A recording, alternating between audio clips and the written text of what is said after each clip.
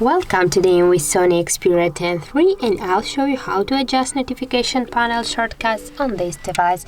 So first you should go to the notification bar and right here you'll see the edit icon. Tap here and as can you see right there we got all the available icons.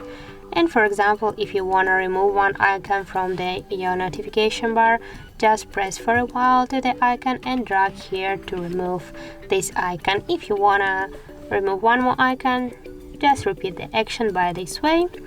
So also if you want to add the different icon, just repeat the action, press for a second on the icon and drag it here to the notification bar.